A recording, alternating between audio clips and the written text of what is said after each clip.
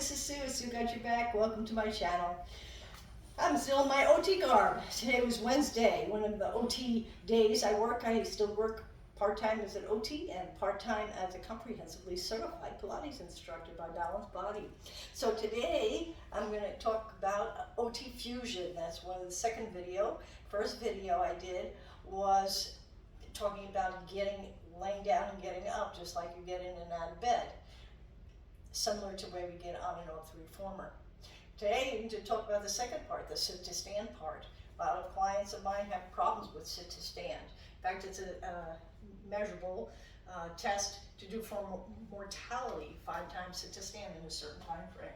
So today, the first thing I'm going to say is we'll go ahead and do some leg pumps on the chair to work that leg strength. I have my setting on 3.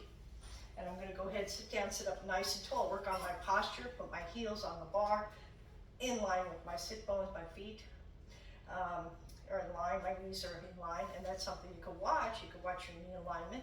You're going to work on your posture, exhaling, inhaling as you're doing the exercise. Now they're working on postural control. Also, this chair seat's usually fairly high, so it's fairly easy to get up and down. Then we're going to go ahead and do flex releve. Now, working on the ankles, all my toes are on the bar, pushing down and up. Works on my ankle strength and ankle flexibility.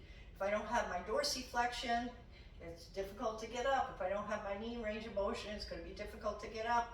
I have to have that alignment, my knees over my toes, so I could come forward and have the right body mechanics to get up. Okay, so there's 2 components right there. And now we'll go back here and turn, and we'll put our feet parallel for standing leg pumps. I'm going to bring this down one. Now, what I can do here for my client, I can push the pedal down for them if they need that, but you can also work on balance to see where they're at. I usually have them hold the Cadillac bar or these bars here if they have difficulty. So again, now I'm working on single leg stance, and I'm working on proprioception because I want to look ahead as well, and I'm working on my glutes. So a lot of components here. Go ahead and take that foot off, get back parallel, work on position in space, and then I'll go ahead and put my other foot up. So just a lot of different things. Of course, you need your glutes big time for sit to stand. You need to have an upright posture. And you're using your breath. So that's the lower part. Now we'll do the upper part.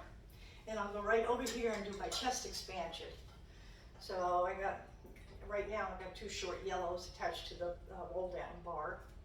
And I could use a different position if I wanted to challenge my balance more. Maybe Pilates V, get my glutes a little bit more engaged. And I can inhale right here. Then I exhale and turn my head. Inhale in the middle, exhale, and inhale back.